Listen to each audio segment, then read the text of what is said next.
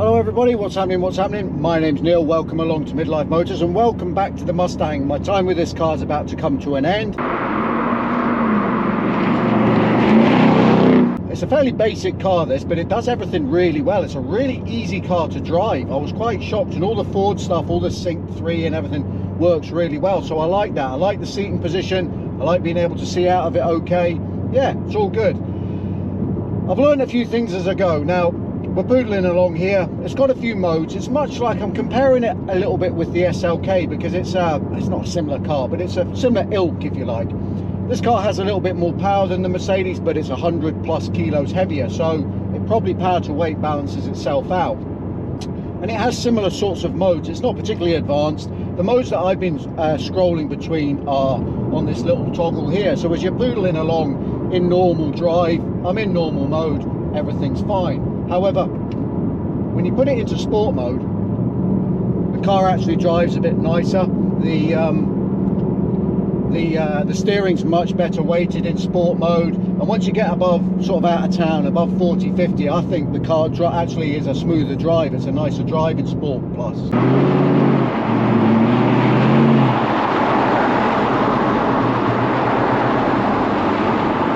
Another good feature, the gearbox is paddle. It's not, a manual would have been better. Now in drive, as we're in just now, we're in Sport Plus, but we're in drive, the gearbox gets a little bit confused. You try and kick down, you try and push on, and it will miss between gears and everything. It's a bit lazy. However, there's a really simple solution to that, and I like this touch. Put the gearbox into sport like that. That's it. That's all you have to do, and then you've got the paddles, and you're in complete and utter control at how the power's put down, through what wheels, and just how much, and how early you can shift. So that's a good feature. And then when you're done having your little blast, pop it back in neutral. You're cruising along now, the car's doing its thing for you. Excellent, great feature.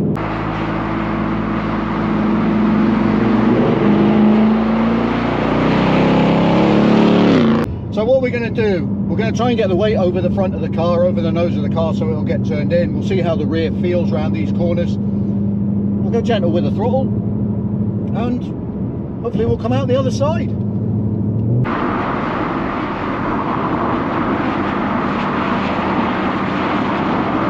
It picks up speed, it really does. I mean, we're talking 450 horsepower in this thing and 390 torque, so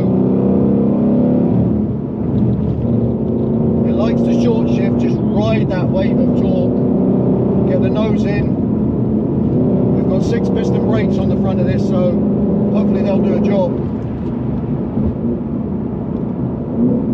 And it's auto blipping coming down, keeping the car nice and stable. Turns very neutrally, and then you can just get on the throttle. I mean, I'm shifting at 4,000 RPM there. There's no need to bury the car. It'll rev all the way up to 7 and sound awesome when it does it, but you just ride that wave of torque. Very stable around the corners. The tyres are phenomenal. PS4s, I want a set of them. Whoever stuck them on the car, good choice, because they just grip and grip and grip, and you don't feel any roll on the wheel whatsoever. This is a tricky corner.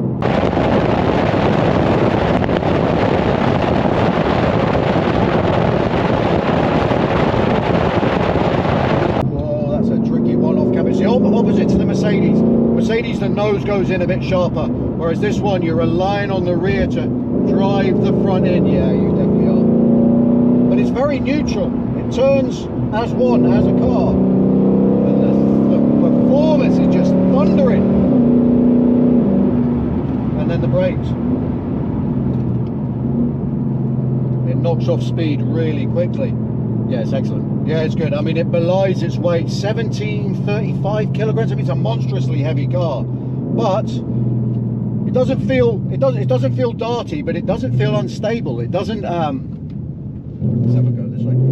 Yeah, it doesn't feel like you're going to get a tank slapper on or anything like that. And the heavy front is helping the nose, but it's very much the back drives it round. Definitely drives it round.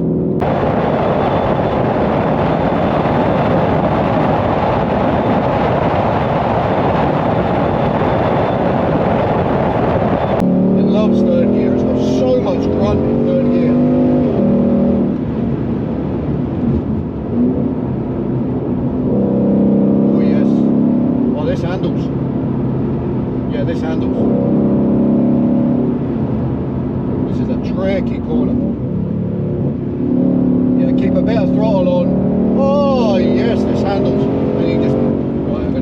here because you can bottom out a car here. Yes, these, forget the preconceptions, these things go around a corner. Huge tyres on, I think 275s on the back I spotted. I can't remember what the fronts were, but huge amount of rubber on the ground. And in Sport Plus, it's a really nice car to drive. Really feels smooth. The inputs are doing exactly what you want. I mean, I'm leaning on it even. It likes third gear. It just got so much torque, and so much drive in third gear, and it's smooth. You can just feather it in. The brakes are hugely powerful, which is probably a good thing. Don't know if the auto blipping's coming across on the camera, but it sounds tremendous in here. There we go. Now we're down to second. Second, you've got to be a bit. Yeah, spun the wheels a little bit in second there. There's a couple of damp patches, so.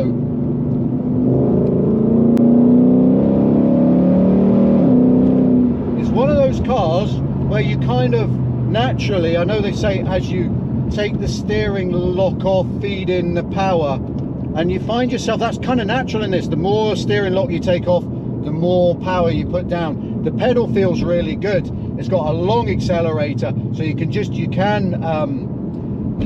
modulate the throttle really well. The brakes are sharp straight away. They could do with a little bit more feel at the beginning, but they're massively strong, massively strong.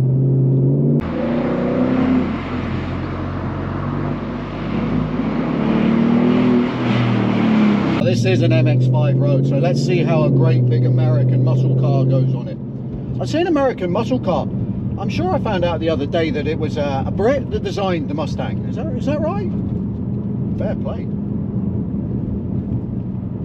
Oh, and as I said in the other video, these are as good as I hoped they would be. Yes, yes, yes. And the attention you get in this car, I mean, this one looks quite spectacular the way it's GT350. But the attention you get in this car is phenomenal and all positive. I mean, you get let out of every single junction, you get thumbs up from everybody, from people in Ferraris to folk in buses and vans. It's really good. It's like, yeah, I can imagine the ownership experience of one of these cars is great. Anyway, we'll be a little bit, I'm just loving riding third gear. As you can see, this is a tighter road. I am concentrating quite hard in this car. You just balance it on the throttle and just fire it out the other side and then hit the brakes.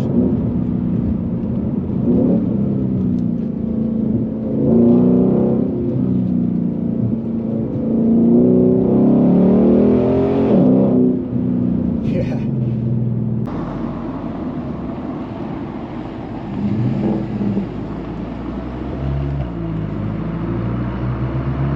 Got to see what 450 horsepower feels like. Got to see what all this muscle car stuff is about. We've got some heat in the tyres. We're in second gear. It's 30 miles an hour. Let's nail it.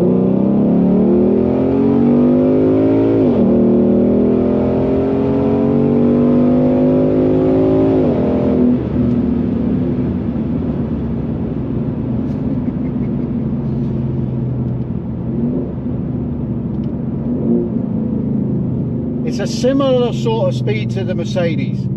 It would be very close between two of them. I think the Mercedes feels like it's got a little bit more of an initial kick. But then as the revs rise, this will rev harder, it will rev higher. So as the revs rise, I think this car would catch it back up.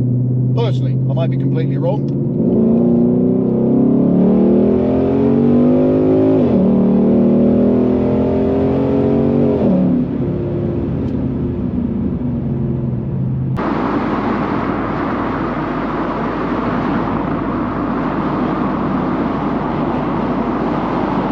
Let's put the car back in drive now and have a little bit of a think about how we'd sum this car up. I mean,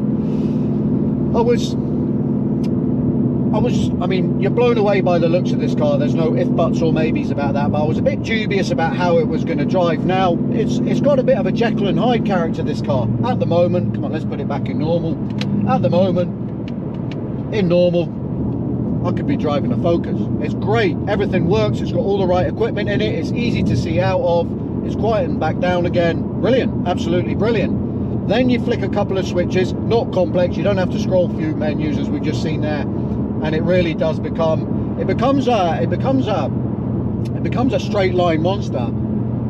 It becomes a muscle car, but it becomes a muscle car that now can go around corners. I mean, these aren't live axles anymore. We've got full suspension all round. We're on sticky tires. We've got massive brakes. I'm not sure we've got a good balance of weight front to rear. I don't know. It felt quite nose heavy, but we've got a rear that's pushing us round, and the diff on the back of this was really working well. That's where this car has definitely got one up on my SLK.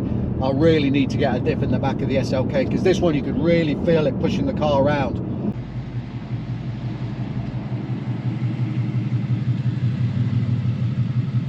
It's just an awesome car. If you've got one of these cars, I'm very jealous, and oh, my brain's been ticking.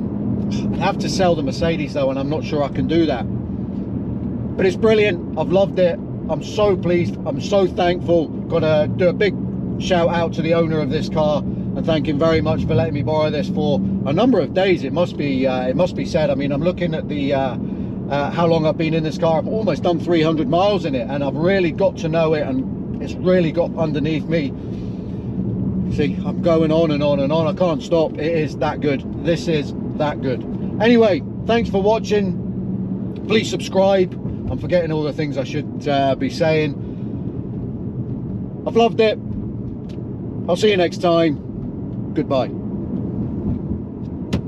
I love this car. I love this freaking car.